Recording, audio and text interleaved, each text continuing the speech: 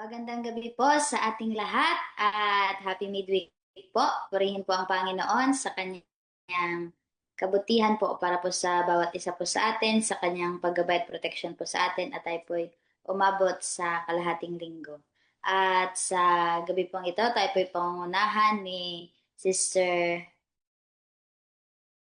Sister Aiza Raimundo. Ngunit bago po yan, tayo po muna ay mag-aawitan ng ating opening song at susundan naman po yan ng opening prayer ni Sister Daniela.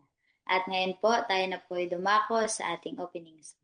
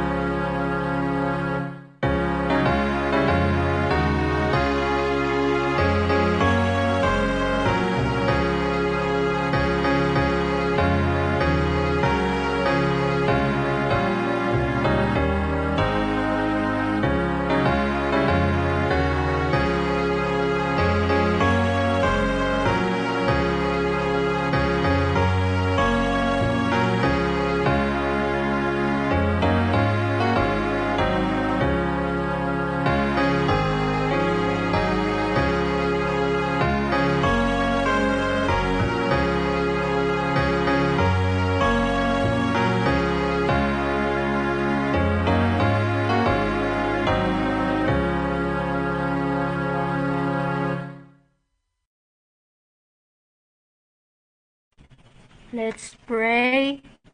Dakila naming umana na sa mga langit. Maraming salamat, Panginoon, sa buong araw na inyo pang ginabayan at hindi po kami makakapakinig ng mga salita sa mga oras nito. Nawa amin po itong maintindihan at makaran. At tulungan niyo po ang salita na ibahang tama. Panginoon,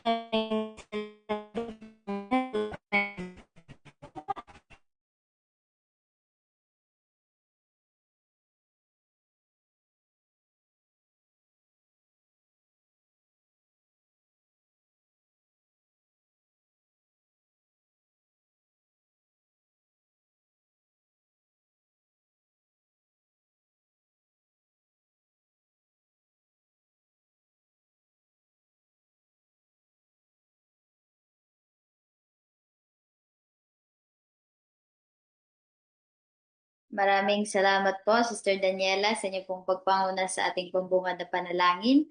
At sa punto pong ito, bago po natin mapapakinig ang tinapay ng buhay na ibabahagi po sa atin ni Sister Aiza, tayo po muna ay makakapakinig ng tanging bilang na iahandog po sa atin ni Sister Sam Menjola.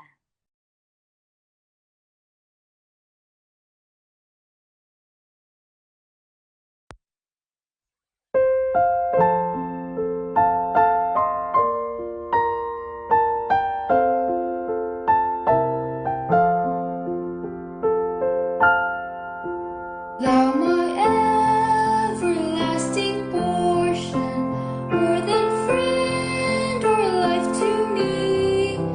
All along my pilgrim journey, Savior, let me walk with thee. Close to thee, close to thee, close to thee, close to thee. All along my pilgrim journey, Savior, let me walk with thee. Not for ease or worldly pleasure, nor for fame my prayer shall be. Gladly will I toil and suffer, only let me walk with thee. Close to thee, close to thee, close to thee, close to thee. Gladly will I toil and suffer, only let me walk with thee. Lead me through the veil of shadows, bear me o'er life's fitful sea. Then the gates of life eternal may I enter, Lord, with thee. Close to thee, close to thee, close to thee, close to thee.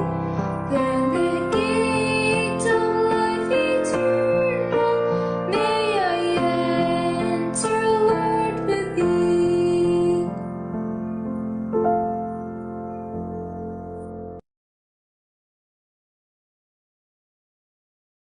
Maraming salamat po, Sister Sam, sa inyo pong ibinahaging awit. At ngayon po, akin na pong ibibigay ang pagkakataon para po sa ating tagapagsalita.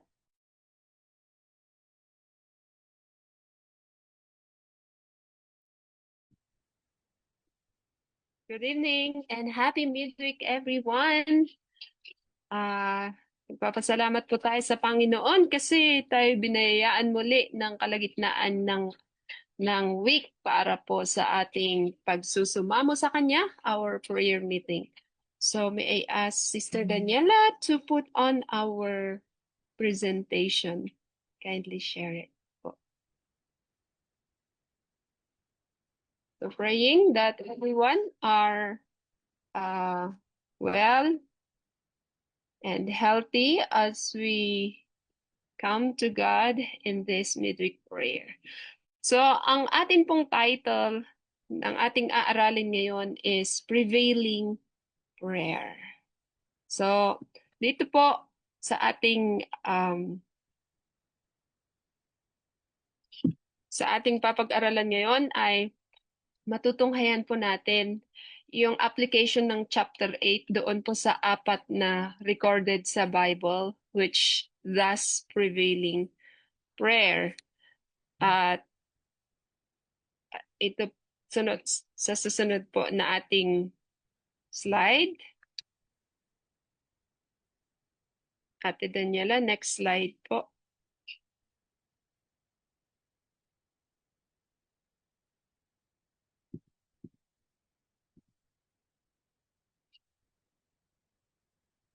Pa-next po ng slide, Ate Daniela.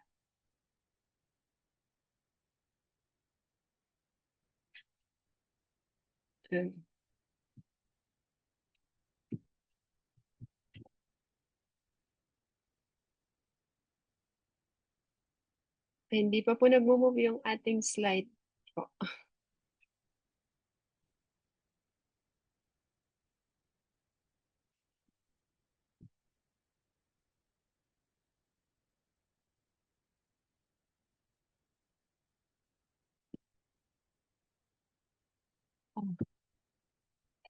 Sister Daniela, hindi mo pa ba ma-move itong ating PowerPoint po?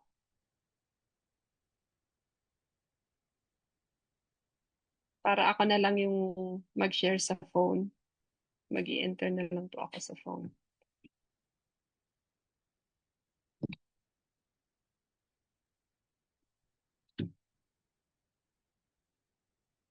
So, okay, habang hinaayos po yung ating presentation, try ko na lang pong pumasok gamit ang phone for this slide.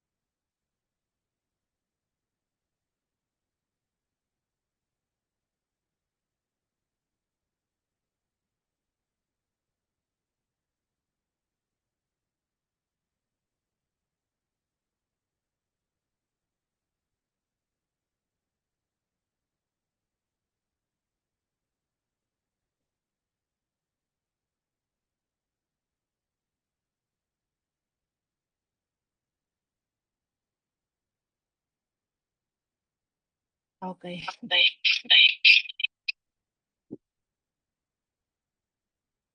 Yan. Ano po ako dito?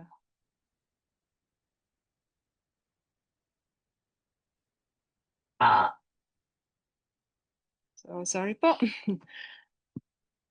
Sabi po sa James 5 verse 16, which is our memory verse for tonight, at ito po ang sentro ng atin pong pag-aaral. Sabi po niyan, the effectual fervent prayer of a righteous man availeth much. So, paano tayo magkakaroon ng prevailing prayer ngayon? Ito po yung aaralin natin dito sa chapter 8.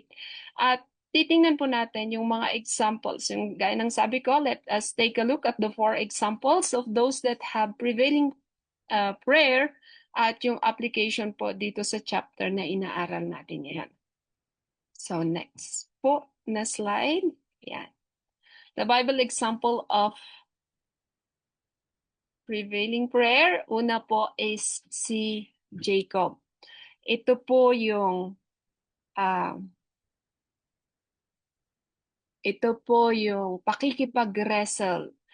wrestling ni Jacob sa atin pong Panginoon. At alam natin yung story, sabi po niya isang gabi, di ba?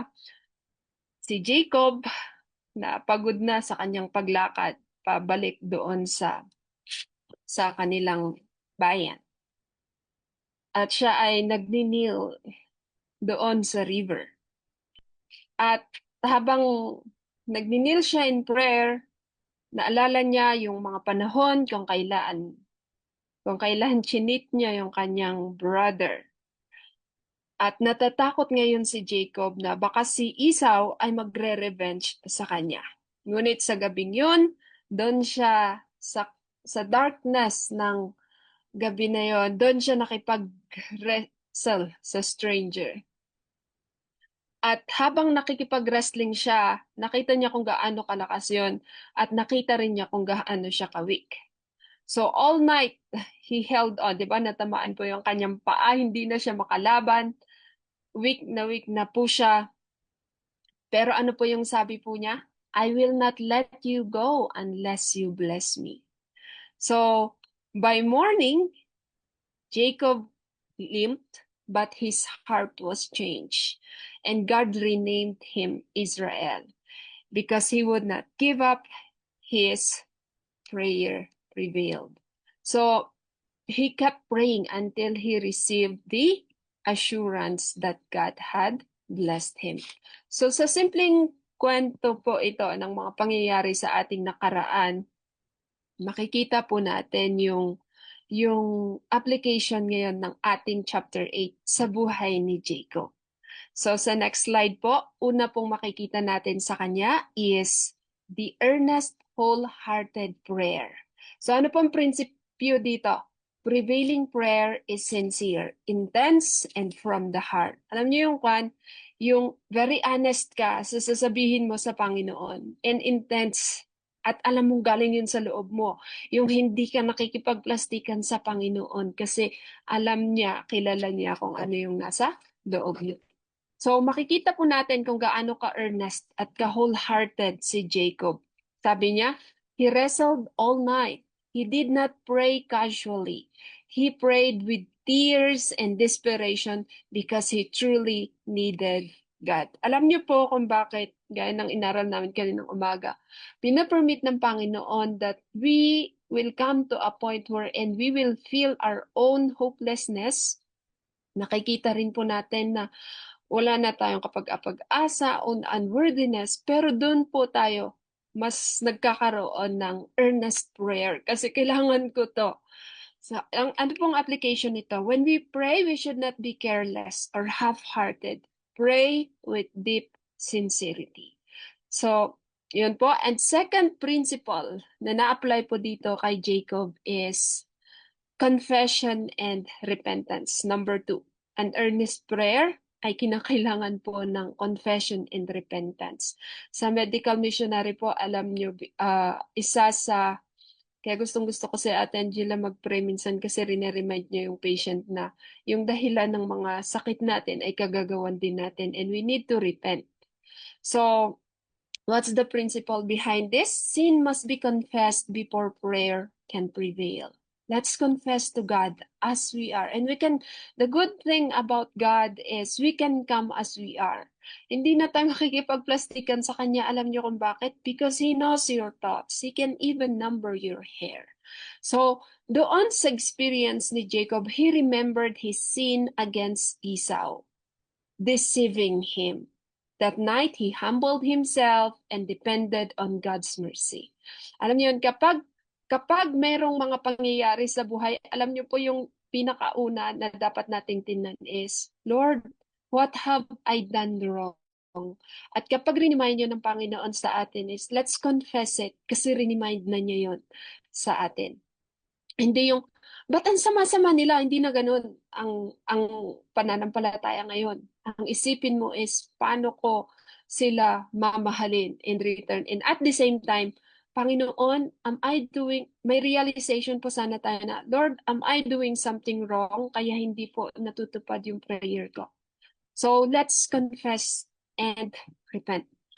Ano pong application? Prevailing prayer begins with repentance and honesty before God. Una, bakit ka kailangang maging honest? Kasi wala kang maitatago sa Kanya. Kilala ka ng Panginoon. He knows your thoughts. He knows how you feel. Kahit pa nakangiti ka, alam niya kung nalulungkot ka sa loob o naiinis ka. So sabi po sa Psalm 66 verse 18, if I regard iniquity in my heart, the Lord will not hear me. So tayo po bilang mga nasa reformasyon, nakakalungkot na meron tayong mga bangayan sometimes and we put grudge. Yung hindi natin tinatanggal yung grudge sa puso natin. Kaya kapag nakikita natin yung isang taon or naririnig natin, anong nangyayari po? Sumasama yung loob mo sa Kanya and we are sinning. And remember, when we pray, sana wala nang sama ng loob na ilabas mo na sa Panginoon, na ihingi mo na ng kapatawaran. At marahil yung iba iisipin na ang hirap namang kasing magpatawad, pero may simpleng senaryo na which will make us realize that we can always borrow forgiveness from Christ kapag nahihirapan po tayong magpatawad. Yung halimbawa, nag-uusap kayo, tapos kahit nagalit na kayo sa isa't isa, pag may tumawag, kaya pa rin naman nating maging maalumanay, di po ba? Sa pagsagot. So that only means that God can work in us even at that very time na napakainit na natin. So before we pray, let's confess, let's repent, and ask God to remind us of the things that we need to change more. Next po na principle dito is persistence, do not let go. of God's promises. So, dito po, prevailing prayer does not give up. So, gaya po ng sa buhay ni Jacob, sabi niya, I will not let thee go. Kahit na masakit na yung paa niya, kahit na napilayan na siya, pero I will not let go. And to whom do we not let go? With the promises that God had promised us. We should not let go of the promises that God had given. Yun po yung pinakaunang prinsipyo dun sa chapter 8. We come to God through with honest, gaya sabi kanina, totoo tayo. Kasi ang sabi niya, ask and ye shall receive. Sinabi niya yun. And we should claim it. And you need not to see and feel. Though dito sa panahon ni Jacob, hindi nga niya naramdaman yung pag-bless sa kanya. But he knows that God will fulfill His promise. God is too wise to hear and too good to withhold good things. So let's not give up. Kapag nakakabuti yan sa iyo at pinagpo-pray mo, huwag kang mag-give up kasi hindi yan i-withhold ng Panginoon sa iyo. Not unless hindi yan yung nakakabuti sa iyo. He is too wise to hear. Hindi siya nagkakamali na ibigay sa iyo yung mga bagay na alam niyang makakabuti sa iyo.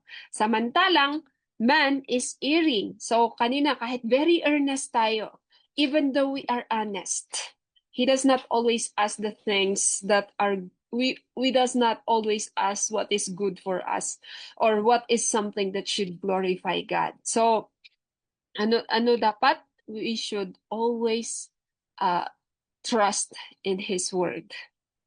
So, not allowing distrust. Huwag tayong, kapag parang hindi natutupad yung ating mga panalangin, ay nagkakaroon na tayo ng distrust. Kapag yung prayer natin ay hindi na-answer. Kasi ang distrust, it separates us from God. Ano pong sabi niya sa application? Keep praying even when answer seems delayed. Sabi niya sa Luke 18 verse 1, men ought always to pray and not faint. Huwag kang magsawa kasi habang nagpo-prayer ka, marahil hindi yun na tupad pa kasi hindi yun yung proper time for you to have the answer. And at the same time po, may mas magandang sagot yung Panginoon sa'yo. And maybe He is working. That's why. He's still working on you. He's still praying on you na ma-realize mo na yung prayer mo ay hindi maganda sa'yo. And He wants you to pray for His will. Our confidence in God should be strong, and when we need it most, the blessing will fall upon us like a shower of rain. Kaya let's be persistent. Do not let go of His promises. So, yan. And then, next po, number 4, faith in God's promise. Ano po ang faith? Faith comes by hearing, and hearing by the word of God. Ibig sabihin, kapag alam mo na yung pinagpa-pray mo ay will ng Panginoon, you claim it. Claim God's promise in prayer. He will give it in His perfect time. And He will answer it in the way that He wants to answer. Kasi kapag yung pagsagot ng Panginoon ay yung gusto natin na way ng pagsagot ng ating mga prayer, that's presumption, brothers and sisters. We should allow Him to answer our prayer in the way He wants it. So, He reminded God of His promise to bring him back safely. So kung maalala nyo po, ang daming promises sa Bible. Kaya kung ayaw nyo na magigi tayong parang yung madaling mainis, yung madaling ma-disappoint, yung madaling mag-sprung up yung ating pride, let us always remember the promises of God and have faith. Not because you are seeing it, not because you are feeling it, not because you're experiencing it, but because He said it. For faith comes by hearing, and hearing by the word of God. Pag sinabi ng Panginoon yan, that will happen because He said it. That is why when He said, let there be light, there was light. Why? Because He said it. The one who had said is very powerful. At habang nga, lalo na tayo, because we know who God is and who is His Son, and they are a man of their word. So sa Hebrews 10 verse 23, sabi niya, hold fast the profession of our faith. Claim it. Parang kon lang yan. parang sa mga mag-asawa, kapag nakakalimot na sa mga pinangako sa isa't isa, pwede tayong mag-claim. Sabihin mo, di ba sabi mo, mamahalin mo ako kahit ganito ako. Di ba sabi mo, ganito. So, let's claim their promises. And then, since God is our husband and we as a church is the wife, let's claim God's promises, especially po sa pagkakaisa ng ating samahan. Next po ay number 5 na principle dito sa buhay ni Job is total surrender to God. So prevailing prayer means surrendering pride and self-will. Minsan dami nating gusto, pero ayaw nating isurrender yung dapat nating isurrender dapat. And then, minsan minsan kapag andyan na yung mga problema, alam niyo po yung prayer ko na ngayon. Lord, ano pong gusto mong tanggalin ko sa buhay ko? Please protect us from all these problems. Yun yung prayer. Bakit kailangan nating isurrender din yung gusto natin? Ayaw niyo po ba yung hinihiling ko? Tulungan niyo po ako na makita yung gusto niyo para sa akin. So he was renamed Israel, one who prevails with God after surrendering. So sa mundo po ay magpapakataas ka para makilala ka, pero sa Panginoon, naging sikat si Jacob, naging siyang Israel kasi nag-surrender siya and he prevails with God. Application po, God answers when we submit completely to Him. Sabi niya, submit yourselves therefore to God and He will, at siya po ang sasagot ng lahat ng ating mga kagustuhan. Number 6 po na principle, sabi niya, dependence on God alone. The reason why we are being disappointed sometimes is because we are looking at what we can do, not on what God can do on us. Kaya nga po, when we talk about faith, ang gagawa naman dyan is ang Panginoon if we allow Him to will and to do according to His good pleasure. Ang principle po dito is through prevailing prayer, trust God, not human strength. At sa buhay po ni Jacob, before wrestling, he tried plans, di ba? Naalala nyo? Gumawa siya ng yung pila ng kanyang papunta doon sa kapatid niya ay nahati. Kasi sabi niya, baka kung sakaling lalabanan yung unang grupo, at least may isang grupo pa na aatras. So, he tried plans. Gifts. Kinuha niya yung pinakamagandang gifts na pwede niyang ibigay sa kapatid niya.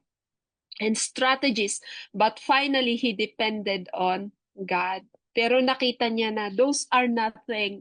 Yung lahat ng kaya nating gawin are nothing. Only God can actually control the hearts of the people. And you know what happened? While Jacob is wrestling with God, anong nangyari? Binigyan ng dreams si Esau sa hardship na pinagdaanan ni Jacob. That's why anong nangyari after that?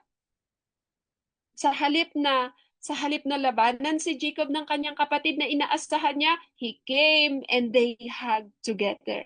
And only God can do that.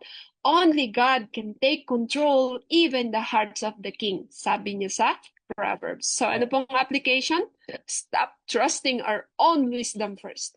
Trust God. So and then you know what? When we stop trusting on what sa sarili nating wisdom, we start to trust in the Lord with all our heart. And then, when we start to trust God, alam natin na whatever will happen in the future, we know that God is in control and that He will work all things together for our good. Number 7 po, blessing comes after the struggle. Blessing comes after the struggle. Ito yung napakasaya sa prevailing prayer. Sabi niya, number 7 po na slides. Yan. Number 7, blessing comes after the struggle. Ang ganda, no? Kapag nakikipag-struggle tayo, we know that something will come. Principles. Spiritual victory often comes after deep struggle. Si Jacob, tingnan natin. he limped afterward. Napilay siya afterward. But he was blessed and forgiven. Kaya alam nyo yung mga ginamot ng Panginoon noon, hindi naman niya ginamot yung tipong physically lang eh. Alam nyo yung ginamot una ng Panginoon sa kanila is the cleansing of sin. Kasi when you have guilt, parang lahat na lang ng sakit mo na. When you have worries, when you have anxieties, parang lahat na lang may sakit ka na. But when you are happy at kahit marami kang mga physical na kagaya ni Jacob, kahit pilay na, but when you are happy, ano pong nangyayari? Your countenance will follow. Mas madali kang heal. And those physical ones are just nothing na kasi you're so happy na. And at the end of the day, gusto natin lahat tayo ay ma-forgive. Ano po? Kasi ayaw natin na may record of sin pa. Sometimes prayer is a battle, but God gives peace afterward. And He allows us to experience the battle. Why? Kasi sa loob natin, alam niyo yung mga doubts natin. And we need to battle for that with His help. Now, the second example po of rebelling prayer sa ating pong next slide is found in Luke 18, the persistent widow. Jesus taught to pray always and not give up. So, dito naman sa persistent widow, ito ay sa Gospel ng Luke. A poor widow kept knocking on a judge's door. Itong judge na to, hindi nga siya good na judge eh. Pero anong sabi ng widow na to? Give me justice. The judge ignored her. But she kept coming and coming and coming. Finally, the judge said, I will give her justice so that she won't trouble me anymore. Jesus said, if even an unjust judge listen, how much more will God hear his children who cry day and night? So his life was a prevailing prayer po talaga. And then, let us take note, our prayer, sabi niya, God does not ask us to say only once.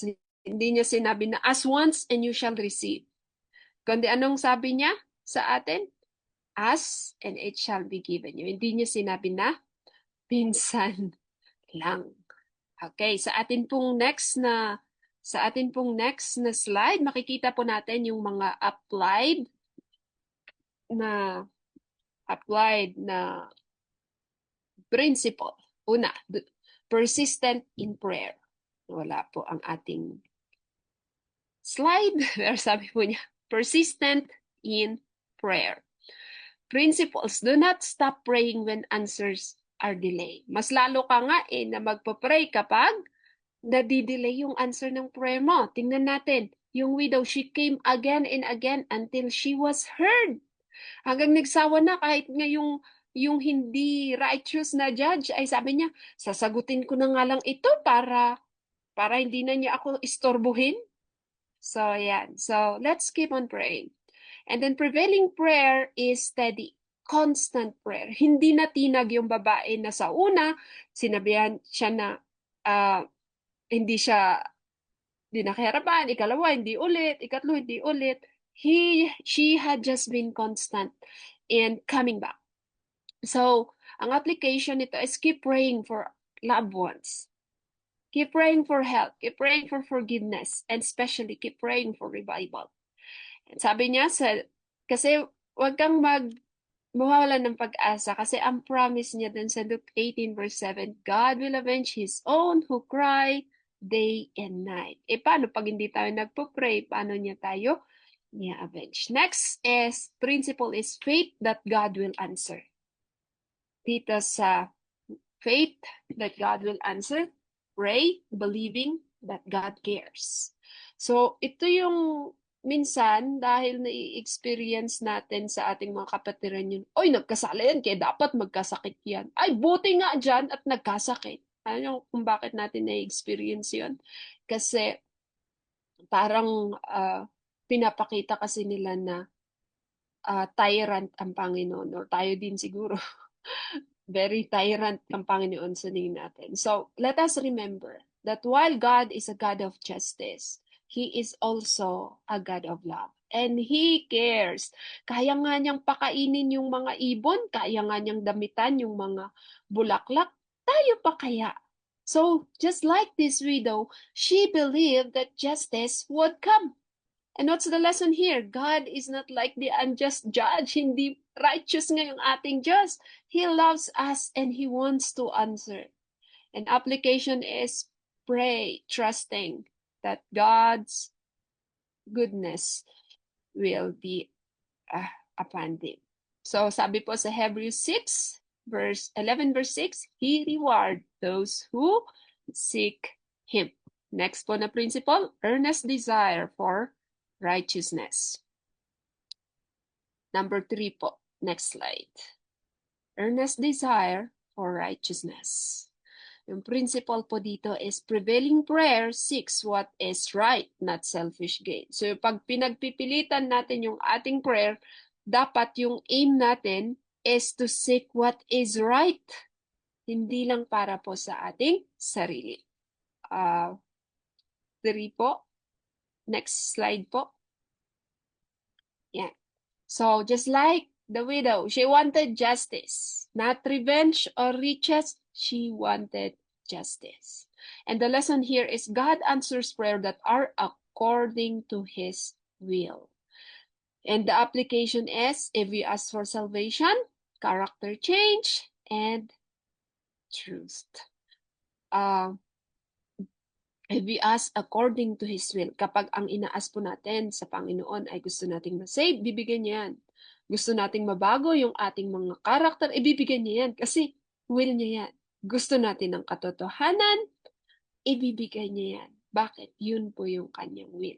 Kaya nga po, sa atin pong mga prayer ay let's claim God's promise kasi kapag sinabi niya, will niya yun. So, and in that way, hindi po tayo mawawala. Next po ay number 4, dependence on God alone. Gaya po kay Jacob kanina na kahit anong pre-planned na ginawa niya, wala po yung magagawa kung hindi po yun i-bless ng Panginoon. So the principle here is prevailing prayers trust God more than people. So the widow, she had no power, no husband, no money, only her plea na igagrant sa kanya. So tayo din, kahit ano pang meron tayo, it will not work, not unless God will give it. Not unless God will bless it. And what is the lesson here? When human help fails, prayer prevails. So, pero wag na sana nating hintayin na mag-failure lahat bago tayo kumapit sa Panginoon. Una pa lang, let's trust that His plans are far better than we do and we have to pray. So, ano pong application? We have to go first to God. When the problem is there, let's go first to God. When we are happy, let's tell Jesus we are happy. When we are lonely, let's talk to Him first. Huwag muna doon sa pakikipagchismisan. Kasi kapag when we were able to give our feelings and thoughts to Christ, magagaanan ka na. And then you will also realize your own mistakes na hindi lang mistakes ng mga pinagpa-pray mo. So Psalms 121, 1 and 2, sabi niya, my help cometh from the Lord. So memory verse ni na Ate Sia. Lagi pong may tulong na galing sa Panginoon. Number 5, patience during delay. So, yan. Delay is not denial. Alam nyo kung bakit may delay para matest kung gaano tayo ka-patient. Kung madali tayong kung madali tayong sumama ng loob pag may delay, naku, baka hindi tayo makakaabot sa pagdating ng Panginoon kasi ang sama-sama na ng loob natin. So, while having this delay, ano pong napapractice? Our patient. So just like the widow, she waited through rejection, but continued. Hindi dahil sinabi, no. Nag-wait pa rin siya, pero tuloy-tuloy pa rin yung kanyang pagsusumamo. Siguro hanggang sa wala na sa kanya yung rejection. So, that is why mas naging patient na siya kasi nadaanan na niya yung rejection. So, when we are being rejected, don't feel so bad. Alam niyo kung bakit po? Let's pray that in this way we'll be able to have a change in our character with all these things that are happening. And God may test our faith and teach perseverance. Ano pong application? Do not lose hope when prayer seems unanswered. Sa James 1 verse 3, sabi niya, the trying of your faith works patient. So, kasi bakit nagkakaroon ng ganito na hindi natin inaasahan? God kailangan niya tayong galawin so that we will grow. Kasi minsan, napakamanhid na natin. Dami niyang mga sinasabi sa atin, pero we're not working it out. And we are acting like it doesn't matter. Sabi niya, so yung mga trying of our faiths, it works patience. Next po ay experience po ni Daniel. Sa Daniel 10, nakita po natin dito, meron pa pala, confidence. Number 6, confidence in God's justice. God will answer at the right time. And the way though the judge finally give justice, kahit na hindi siya righteous, pero dinidisturbo ako eh. So in the perfect time, God can control the heart even of the injustice judge. And then lesson, if an unjust judge answers, how much more is our loving Father? Ang application po nito is trust God's timing. For in Luke 18:8, He will avenge them speedily. Next po, na example po ay si Daniel. Hopefully makakatawa. Si Daniel po ay isa rin at ito ay 21-day prayer. And he fasted for 21 days before the answer came. So, hindi ko naman po sinasabi na kailangan nating mag-fast ng 21 days. Kasi nakita natin yung true fasting. Nakasulat naman po sa SOP kung ano ang true fasting. And we can do that. Ano po yung mga applicable na principles dito kay Daniel? Sabi niya, persistence despite delay. Next na slide. Prevailing prayer does not stop when answers delay. He prayed 21 days without quitting. And the lesson here is, God may be working even when we do not see it. Kagaya ng kay Daniel. From the first day, thy words were healed. Ang sarap na nung pagpunta na nung anghel, sabi niya, next slide na po ito. Sabi nung angel sa kanya, mula pa nung unang araw na narinig na namin ang iyong mga prayer. So ano pong application? Keep praying for family healing, revival, and truth. Why? Because God hears it. Next po, number 2, the principle, faith that God hears immediately in His perfect time. Principles, God hears sincere prayer at once. The angel said God heard him on day 1. At ang lesson dito is delay is not because God ignores us. Trust God is already working. He may be praying for you the moment you have been praying already. So let us claim the promise in 1 John 5 verse 15 that says, if we know He hears us, we have the petitions. And then third po is humility and confession na principle. So praying prayers comes from a humble heart. Ano pong ginawa ni Daniel? He fasted, he mourned, and humbled himself. Ano pa nga pong sabi niya? Nagsorry nga siya sa lahat ng kasalanan ng buong Israel.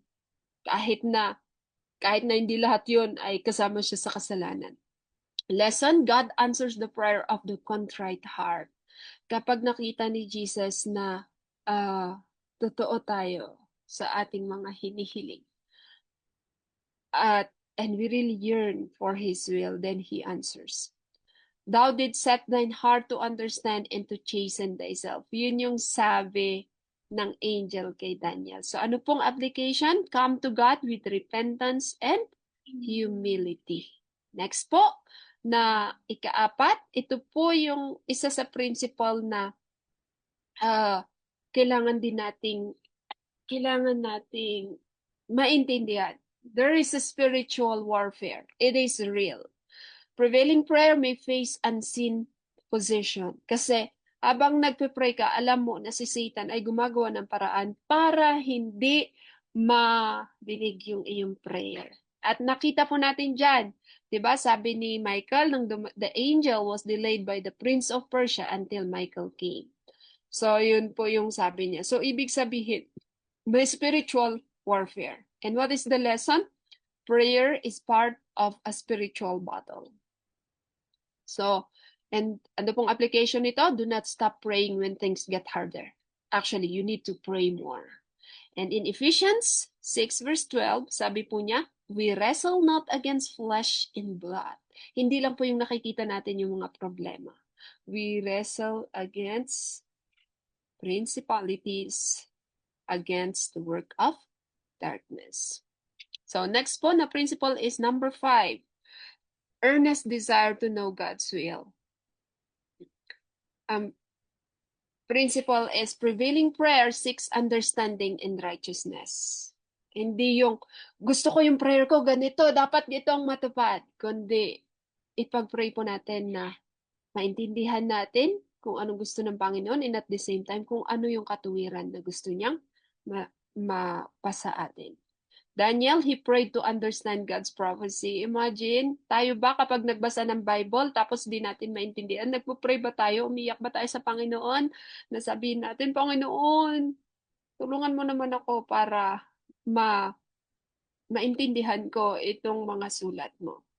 And then, God answers prayer for truth.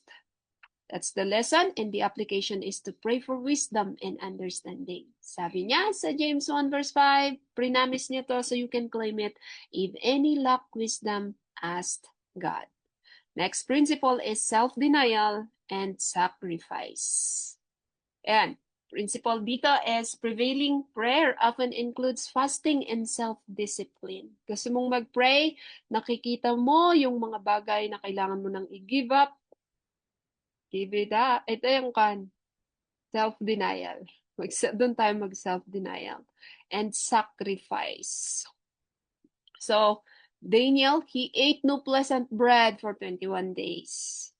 Serious prayer requires focus and sacrifice. And the application is sometimes remove the distraction to seek God. Sabi nga niya, kung yung mata mo, yung makakahindrance ng iyong kaligtasan, kahit matanggal na, ligtas ka lang. Next principle is number 7, strength comes after prayer. God strengthened those who preserve. After prayer, the angels strengthen him. Prevailing prayer gives peace and courage. And then Daniel 10 verse 19, sabi po niya, be strong. Yeah, be strong. Yan yung sinabi ng angel. And last po na example is Elijah. Kaya to ng 7 minutes. Si Elijah. Ano naman ang kwento ni Elijah? Si Elijah, sabi niya, then came Elijah on Mount Carmel in the first book of Kings. The land was dry, no rain for years, di ba? And then Elijah bowed low in prayer. Alam natin yung nangyari dun sa Mount Carmel. And he prayed for rain after that. And then, go look for the clouds, sabi niya sa kanyang servant. He told his servant, no cloud, the servant said. Again, Elijah prayed, still nothing. 6 times, nothing. The 7th time, a tiny cloud appeared. Soon the sky turned black and rain poured down because Elijah did not stop praying. So what are the principles behind this? Next po, ating next, yeah. Faith in God's promise. Sinabi ng Panginoon gagawin niyo yon because He said it. God had already promised rain kay Elijah. So Elijah prayed believing the promise kahit wala siyang nakikita. And then lesson, true prayer rests on God's word. Kaya nga po, ang faith comes from hearing and hearing by the word of God kasi alam natin na ang Panginoon yung sinabi, He is the same today, yesterday, today, and tomorrow. And His words are so wise to hear. Hindi kagaya ng tao na pwedeng tama siya ngayon, later on, pwedeng mali, pwedeng magkamali. But God is not hearing and He keeps His words. So the true prayer rests on God's word. Ano pong application? Pray using Bible promises. Hold fast His promise. Kagaya ng ginawa ni Elijah. Next po na principle, earnest, humble prayer. So, hindi tayo kung sino na, dapat bigyan mo ako, Panginoon. Sino ka? Magpakumbaba tayo. Prevailing prayer is humble and sincere. And you know, kaya tayo nakakapagpakumbaba kasi habang nakikita natin kung gaano siya ka-holy, nakikita natin kung gaano tayo kadumi. Pero kapag ang nakikita natin ay, tama lahat ng ginagawa natin, tayo ay matino, mas nakakalungkot po yun kasi mahirap magpaka-humble and sincere. Anong ginawa ni Elijah? He bowed down with his face between his knees, deep humility. Prayer is not proud talking, it is surrender. And then application come before God humbly. Huwag tayong magmataas. And sabi po sa James 4, ang promise, God gives grace to the humble. Next na principle, persistent in prayer. Ulit, kagaya ng mga nangyari sa ating mga naunang kwento, do not stop praying until God's answered. Just like what Elijah did. Imagine 6 times, tapos 7 times pa lang nasagot. He prayed 7 times even when no cloud appears. Amen. Prevailing prayer keeps asking. Do not give up when nothing seems to happen. Kaya sinabihan na tayo in Luke 18 verse 1, pray always, do not faint. And then, number 4 principle, expectation of answer. Not because you can do it, but God can do it. Pray expecting God to act in His best ways, not on our way. He kept sending His servant to look for clouds. Faith watches for God's answer. And then, look for God's working after prayer. In Mark 11 verse 24, believe that you receive. Pag sinabi niya yan, believe it at hindi mo pa nakikita. Number 5, dependence on God alone. Kaya ba ni Elisha na magpalabas ng, number 5 po, na magpalabas ng rain? No, right? But he depended on what God can do, and only God could send rain. Elijah can't. Prayer shows dependence on God's power and trust God for things beyond human ability. Sabi sa Psalms, my help cometh from the Lord. And then, next principle, patient and waiting. Hindi tayo naaasar habang naghihintay. Mas lalong nai-extend yung sinturon natin. So, mas nagiging patient tayo. For God answers in His time. There was no sign until the 7th prayer. At ano lang yung sign? Napakaliit na parang kamay lang. Delay is not denial. And wait faithfully. Sabi sa Isaiah 40:31, those who wait upon the Lord renew their strength. So, mas lalo pa tayong magiging patient. Next na principle is a small beginning, great result. Principle, God answers me start small. Kaya minsan hindi natin nakikita. A tiny cloud like a man's hand become a heavy rain. Trust God even in small signs. Thank God for small answers. Sabi sa Zechariah 4 verse 10, do not despise small beginning because it isn't small that big things happen. So, sa ating pong panghuli, sa ating pong conclusion is prevailing prayer is persistent, believing, humble prayer that trust God until His purpose is accomplished. So, yun po ang ating pag-aaral ngayon. Nawa po ay na-inspire tayo at tayo nawa, lalo na ngayong kunti na lang ang panahon, we will be speaking more of prayer and a prevailing prayer to our Savior. Thank you and God bless everyone. Sana po na nabigyan tayo ng na-bless tayo ng inspiration ngayon to be more hopeful, to be more faithful because God is. Good evening po and happy midweek everyone.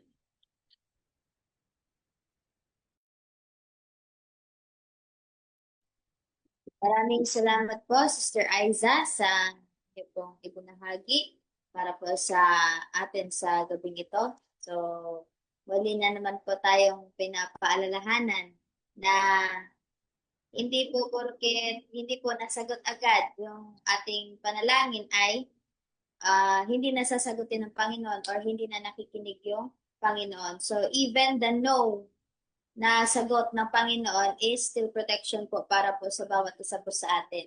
Kasi nakikita po talaga ng Panginoon kung ano yung mangyayari sa atin sa hinaharap. At ayaw niya po na mapahamak tayo. At sa bawat sagot ng Panginoon sa ating mga dalangin ay hindi po yun delayed, hindi po advanced, kundi in His perfect time. So, kung naiisip po natin na nade-delay yung pinapanalangin natin, pakaisipin po natin na baka hindi pa yun yung panahon na parang kailangan na talaga natin. Parang katulad na lamang sa mga pagsubok natin sa buhay, na kapag parang hindi na natin, yung parang naiisip natin na sumuko na lang kasi parang hindi na kaya, doon biglang dumadating yung tulong ng Panginoon. So, sasagot po siya sa panahon na alam niyang kinakailangan po natin. At minsan, kaya hindi rin pinagkakaloob sa atin yung mga pinagdadasal natin dahil alam ng Panginoon na kapag ibinigay niya yun sa atin ay ikapapahamak natin. Iyon. At minsan naman, katulad nga po ng sabi ng ating tagapagsalita kanina, na pinag-aantay tayo upang masubok yung ating pananampalataya at magkaroon po tayo ng patience. Kasi minsan, iniisip natin na kapag nanalangin tayo ay sasagot agad. Na parang iniisip natin na yung Panginoon na isang waiter sa restaurant na kapag nag-order tayo ay maya-maya andyan na. So, hindi po ganun yun. Kaya naway, pakaisipin po natin lagi na kahit yung no or yung kahit yung delay na iniisip natin na pagsagot ng ating Panginoon sa mga pinagdadasal natin ay protection po yun para po sa bawat isa po sa atin. At sa punto pong ito, tayo na po dadako sa ating ikalawang programa. Yun po ang mga prayer request. Kung sino po sa atin ang may prayer request ay paki-open lamang po ng inyong microphone at ganun din naman po sa mga nanonood sa Facebook Live. Kung meron kayong prayer request ay comment down lamang po.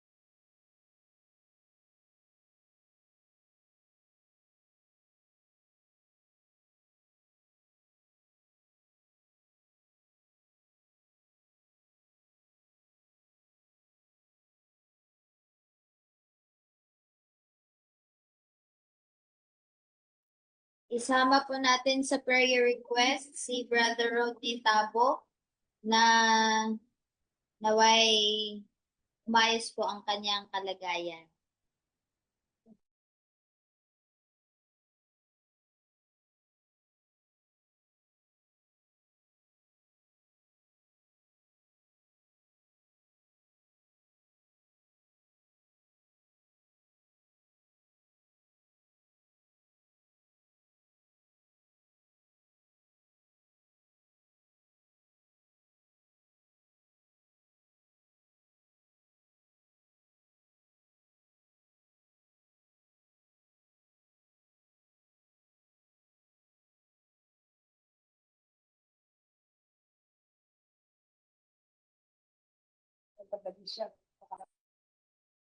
Isama din po natin sa panalangin ang pinsan po ni Sister Fe na si Sister Francia Silva na naway gumaling na po siya at makalabas po agad sa hospital.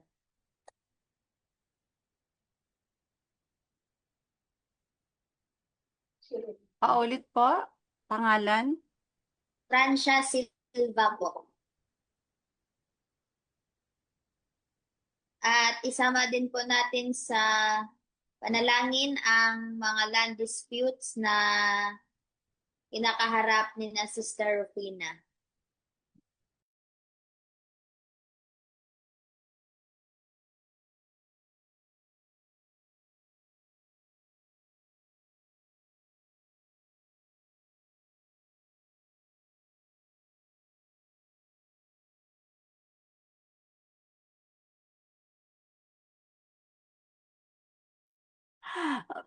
Francia? Silva po. Silva.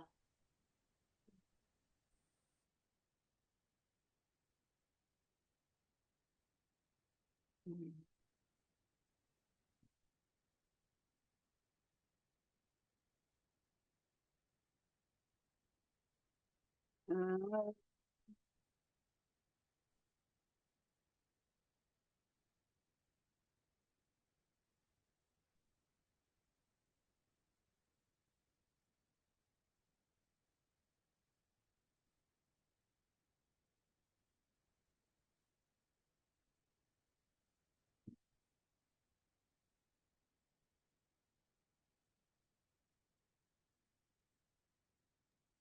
Sino pa po ang may gustong idagdag sa ating mga prayer request para po sa gabi ito?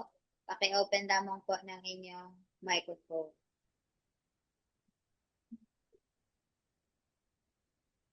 Isama din po natin ang upcoming na youth camp and camp meeting na gaganapin po sa Palawan.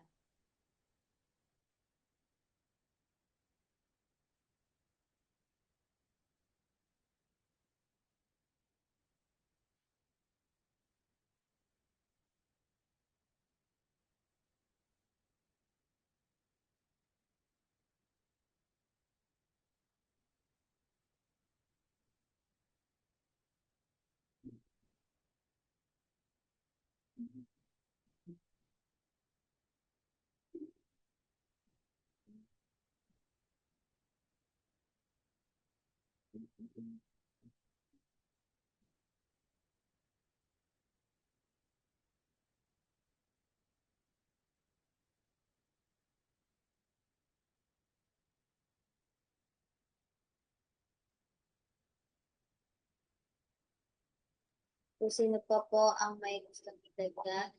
So, prayer request po galing kay Brother Frank.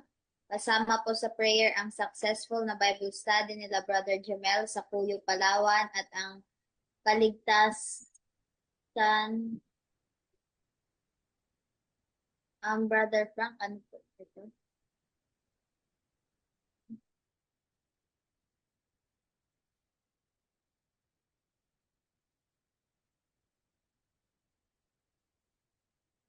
pasend sa pasend sa group chat.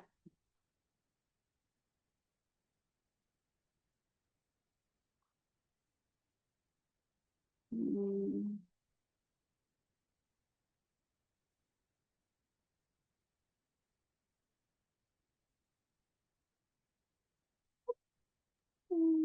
Um, successful po na Bible study nila Brother Jamel sa Puyo at ang kaligtasan pauwi po sa Puerto Princesa.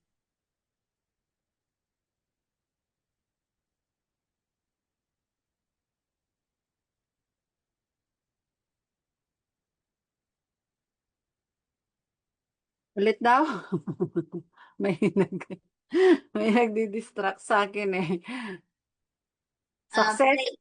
Prayer po sa success ng Bible study nila Brother Jamel sa Puyo, Palawan at ang kanilang kaligtasan po pabalik sa Puerto Princesa.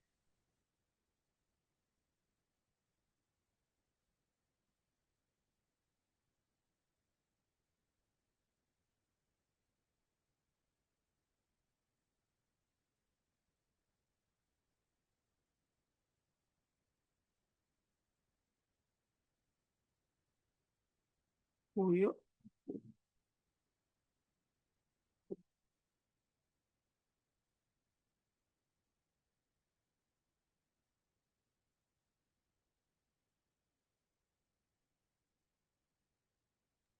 So, sino pa po ang may gustong idagdag sa ating mga prayer request? Ito lang po.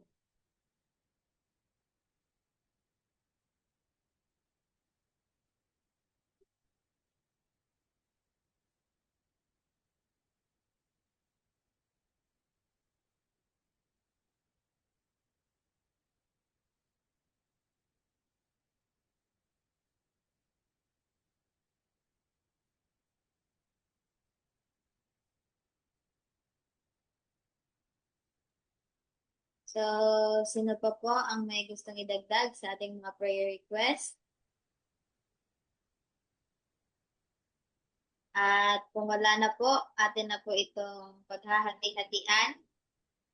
Ang 1, 2, and 3 po ay ibigay po natin kay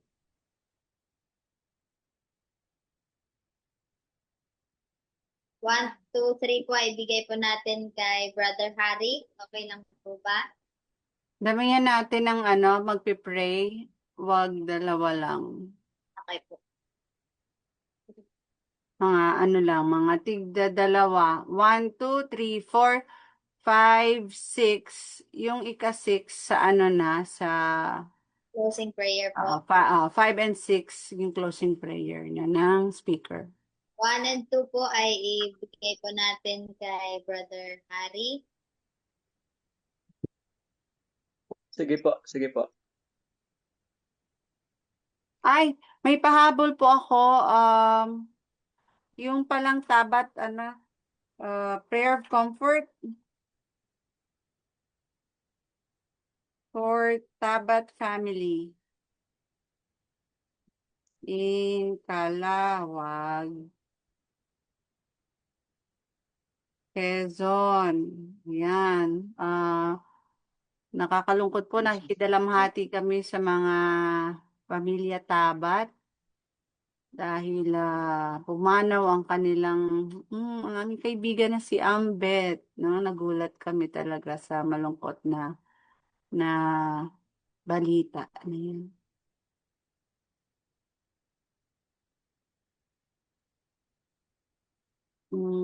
Okay, go ahead.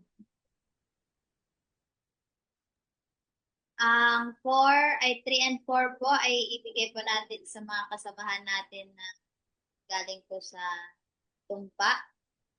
Okay lang po ba?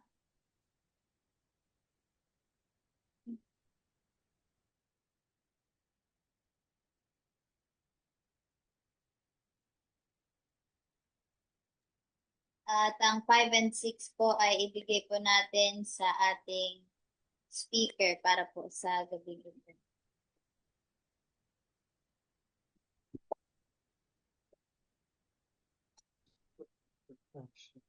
So, tayo na po ay nanalangin sa pangunguna po ni Brother Harry.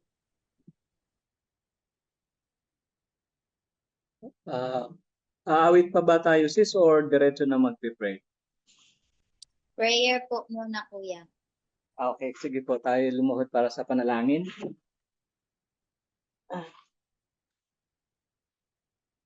Panginoon namin Diyos, na dakila kayo sa lahat. Narito po kami, Ama, muli ay pinasasakop namin ang aming mga sarili sa inyo.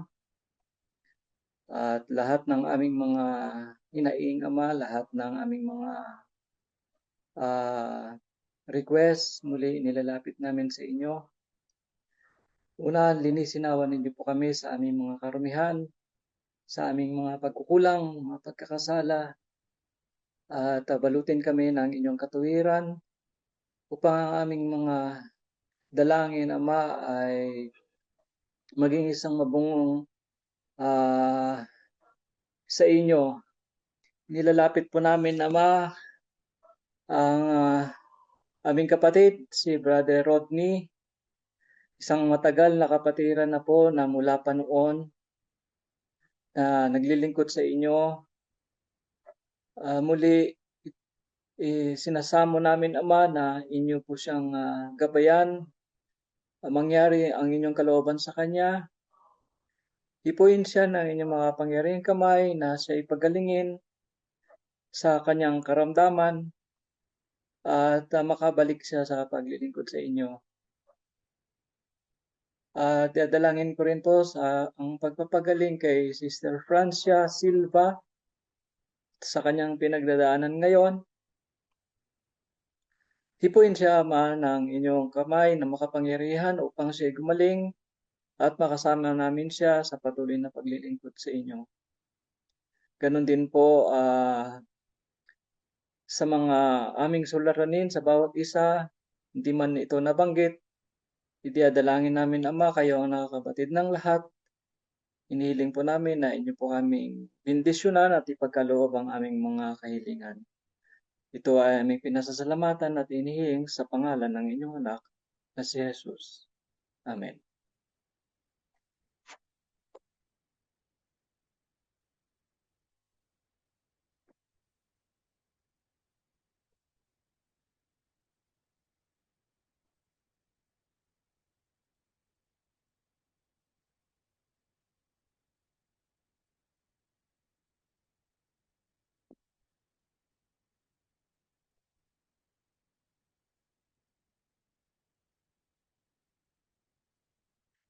Hindi po marinig Hindi po narinig yung pray ko? sa tumpa Hello? po. Sa tumpa.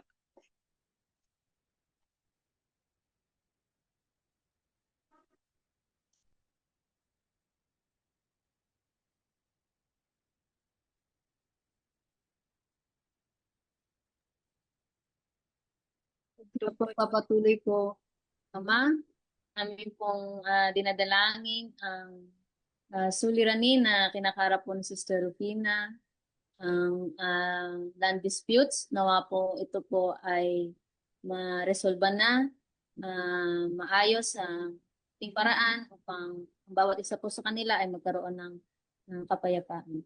At ganyan din po, Ama, amin pong nilalapit sa inyo ang gaganapin na youth camp at national camp meeting sa Palawan. Nawa po ang lahat ng pangangailangan para po sa camp meeting na iyon ay inyo po nawang ipagkaloob.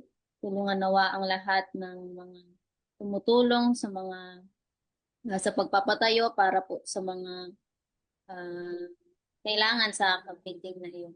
At pagkaloob din po nawa ang mga kailangang pinansyal at ganyan din po sa lahat ng pupunta, kayo po nawa ang bahala at nawa po ay maging handa po ang bawat isa po sa amin at magbigay po kami ng kalwalatian sa inyong pangalan. Maraming po salamat sa pagdunit sa aming dalangin sa pangalan ni Jesus. Amen. Let's continue to pray. We praise you, Father, for your goodness, for your love, and for the promises that you had given us, and that we can claim it because you said it. And at this very moment, we are especially praying for the Bible study that is being held in Cuyo Island, Father, by Brother Jamel, that you give them the wisdom and also touch the heart of those people who are searching for your truth, that they will know you and will love you in return. Lord, I'm also praying for their safe journey back home. And I'm also praying, Father, for the comfort of the family of Taba. They experience losing one of their family member. Lord, you alone can give the comfort that they need and can return what they lack. And Lord, I am especially praying that you help them to be more faithful and be more closer unto you amidst all these things that are happening in their life. Lord, I'm especially praying for every one of us here. So together with the family that each and everyone represent, Father, we pray that you continue to abide in us, that we will see your will upon our lives, and as an association, Father, may we be united to do your will, and at the same time, Father, may we help each other instead of fighting with each other, and that you give us the joy and happiness of doing together the work that you had entrusted to us. Lord, we're nothing of ourselves, but thou art our everything. We cannot do this by our own strength, and we we don't understand everything that are happening. But we trust, Father, that your will are far better than what we can see, nor what we can feel. Lord, we thank you and we entrust to you everything. Empower us, guide us, and lead us, Father, to love you more and be more faithful unto you each day, and much more to do the work that you had entrusted to us. Cleanse us from all the sins that we have committed. And thank you, Father, for we know that you will answer this, not because we had said it, but because you said that when we will ask, you will give them. And we ask all of these things, but let not our will be done, but thy will and thy ways be done, Father. In Jesus' name we pray. Amen.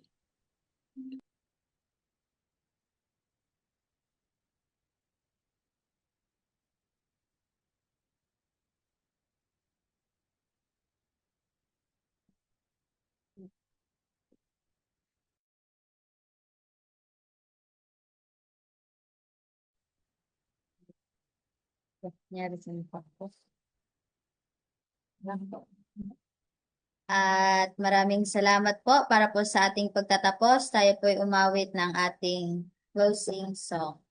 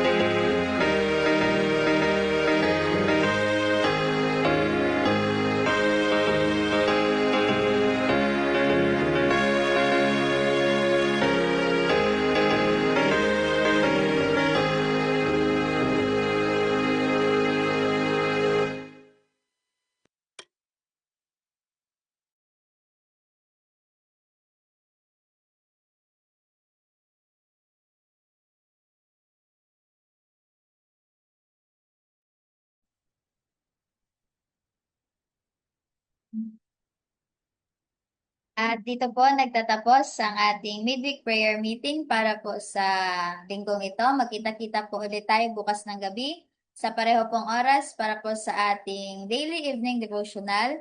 At inaanyayahan ko po kayo na samahan kami sa ating daily morning devotional bukas po ng umaga sa ganap na 5 a.m.